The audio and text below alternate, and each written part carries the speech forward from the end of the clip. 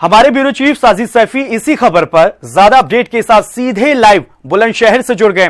साजिद, एक सवाल उठता है कि खबर के मुताबिक 15 सालों से यह अवैध गोरख धंधा चल रहा था, जहरीली शराब बनाने का काम चल रहा था। यानी पुलिस के सामने एक ये सवाल भी खड़ा होता है कि इतने लंबे अरसे से ऐसा काम हो रहा है और पुलिस को इसकी भनक तक नहीं थी।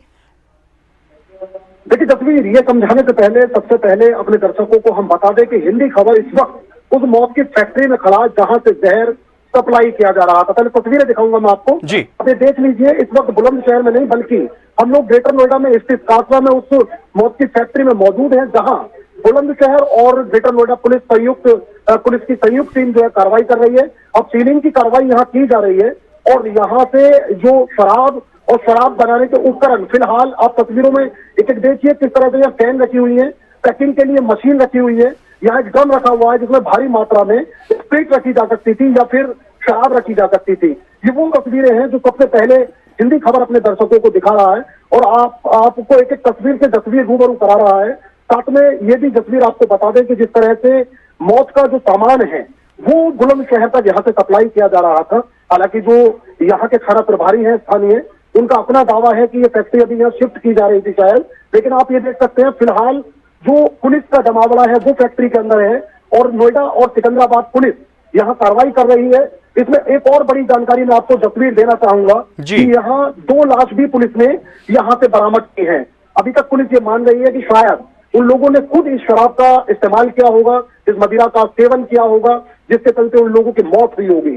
लेकिन ये अंदाजा लगाया जा सकता है कि कितना बड़ा सिंडिकेट चलाया जा रहा था और किस तरह से अलग अलग जिलों में जहर सप्लाई किया जा रहा था, हर चौखट तक ये जहर पहुंचाया जा रहा था। लेकिन जिस तरह से 6 लोगों ने अपनी जान गंवाई इस जहरीली शराब से, तो मुख्यमंत्री आदित्यनाथ योगी के जो सख्त तेवर थे उन्हीं का असर है ये, क्योंकि जो बुलंदशहर पुलिस है उसकी नींद टूटी और वो एक्शन मोड पर आई। फिर ग्रेटर नोएडा पुलिस से संपर्क किया गया और वो एक्शन मोड पर आई।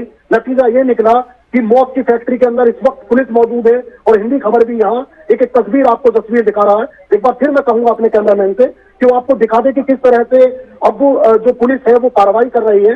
हालांकि जो थाना प्रभारी है यहाँ के स्थानीय, उनसे हिंदी खबर का ये सवाल रहा कि आखिर उन्हें कैसे यहाँ भनक नहीं लगी कि यहाँ शराब इतनी भारी मात्रा में रखी थी, उन्हें कैसे यहाँ भनक नहीं लगी कि 2 लाश इस फैक्ट्री के अंदर पड़ी थी।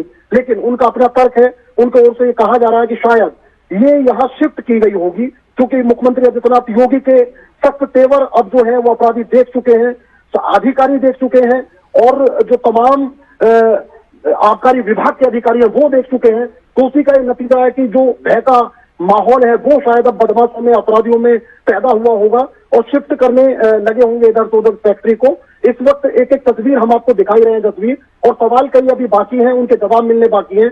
यहाँ ये भी बता दूं कि ये किसी एक जनपद से ये सिंडिकेट नहीं चलता है, बल्कि शराब तस्करी का जो धंधा है वो बहुत पुराना है और बहुत बड़े पैमाने पर तस्कर शराब की तस्करी करते हैं, नए नए उपाय ढूंढ लेते हैं, नए नए तरीके वो निकाल लेते हैं। कभी वाहनों में ईंटों के नीचे ही शराब छुपा कर ले जाई जा रही होती है, कभी किसी तरह से शराब छुपा कर ले जाई जा रही होती है। लेकिन ये वही फैक्ट्री होती है जहां ये मौत का सामान तैयार किया जाता है। उसका नतीजा ये होता है कि लोगों को अपनों को खो देना पड़ता है और गांवों में मातम छा जाता है। फिलहाल एक गुड वर्क सिकंदराबाद और ग्रेटर नोएडा पुलिस की संयुक्त कार्रवाई में हुआ है, बड़ा गुड वर्क इसे अभी तक तस्वीर कहा जा सकता है। और कई सवाल, जैसे कि यहाँ ये भी बता दूं, 2 लोगों की जो लाश मिली है वो सिकंदराबाद में दर्ज उस मुकदमे के आरोपी भी बताए जा रहे हैं, जिस मुकदमे में जो मुकदमा 6 लोगों की जान जाने के बाद सिकंदराबाद पुलिस द्वारा दर्ज किया गया है। लेकिन अभी सवाल ये बाकी है कि आखिर इस फैक्ट्री को चला कौन रहा था, आखिर इस सिंडिकेट का माफिया कौन था। लेकिन जिस तरह से फैक्ट्री पकड़ी गई है तो उन सवालों के जवाब भी अब धीरे धीरे मिल जाएंगे और उम्मीद ये की जा सकती है कि जो मुख्य आरोपी होंगे और जो पूरे सिंडिकेट को चलाने वाले माफिया होंगे उन पर नकेल कसी जा सकती है और मुख्यमंत्री जो चाहते हैं उन पर नकेल कसी जाए और इस तरह की जो घटनाएं वो आगे ना घटे। तो शायद ये उम्मीद की जा सकती है कि अब जो ये पुलिस की कार्रवाई होगी ये नजीर साबित होगी और आगे ऐसी कोई घटना ना घटे, ये उम्मीद की जा सकती है। तस्वीर शाजिद, हम और आप पुलिस की इस कार्रवाई को गुड वर्क कह सकते हैं, लेकिन जिन घरों के 6 लोग इस जमीन पर अब नहीं हैं, जो जहरीली शराब पीने से जिनकी मौत हो गई है, क्या उनके परिजन पुलिस के इस काम को गुड वर्क कह पाएंगे? क्या पुलिस ने देर नहीं कर दी? बिल्कुल ठीक कहा जसवीर आपने। अगर समय रहते कार्रवाई की जा चुकी होती तो शायद आज उन परिवारों को, उन 6 लोगों को नहीं खोना पड़ता और वो परिवार परेशान नहीं हो रहे होते जिनके जो अपने हैं वो अस्पतालों में मौत से जंग लड़ रहे हैं। लेकिन ये कह सकते हैं कि देर आए दुरुस्त आए, कितने ही परिवारों को बचाया जा सकता। देखिए एक बार तस्वीर दिखाऊंगा तो आप समझ पाएंगे कितने बड़े पैमाने पर यहाँ मौत का सामान, ये वही मिस इंडिया नामक शराब है जिसे पीने से उन लोगों की मौत हुई है।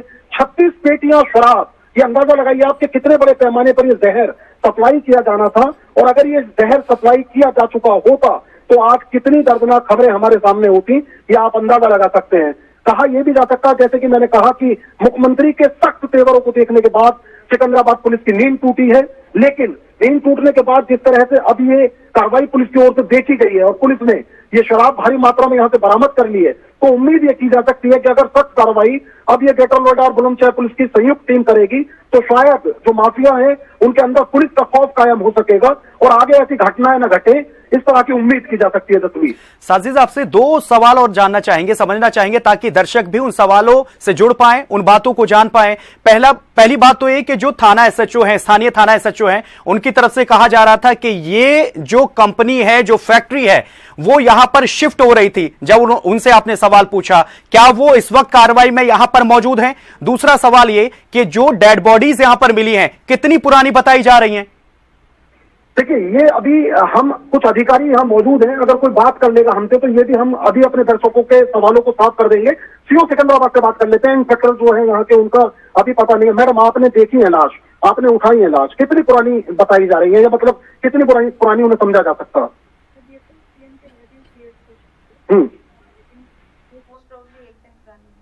हिंदी खबर का एक सवाल आपसे ये रहेगा कि किस तरह से सिकंदराबाद पुलिस को ये इनपुट मिला था कि कासना में ये फैक्ट्री है? देखिए ये जॉइंट एक्सरसाइज है नोएडा पुलिस और बुलंदशहर पुलिस की, और इसके संबंध में विस्तृत रूप से आपको सीनियर ऑफिसर्स बताएंगे। जैसे कासना पुलिस ये कह रही है कि फैक्ट्रियां शिफ्ट की जा रही थी, इससे कितना इत्तेफाक रखती है सिकंदराबाद पुलिस?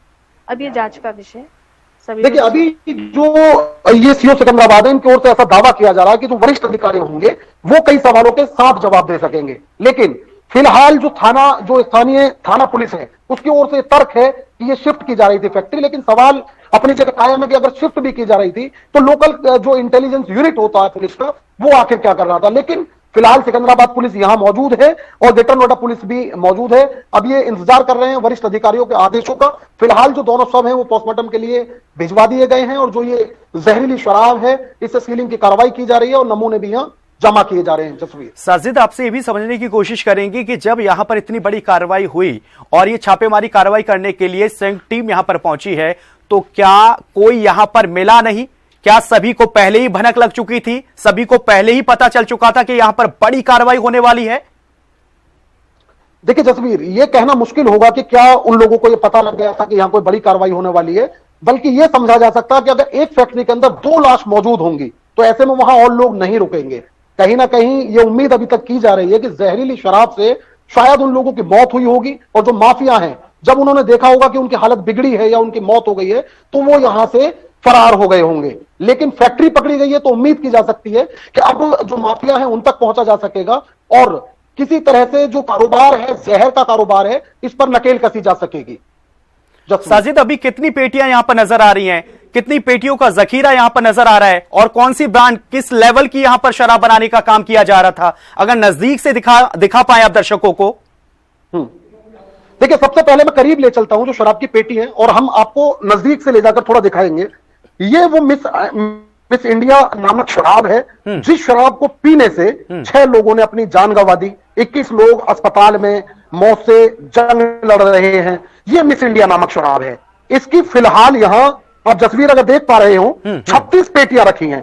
36 पेटी में कितनी शराब होती है और वो शराब अगर किसी तरह से बाजारों तक पहुंच गई होती, तस्कर उसे घर घर गांव गांव पहुंचा चुके होते तो शायद इतने बड़े पैमाने पर जो दुखद खबर सामने आनी थी उन्हें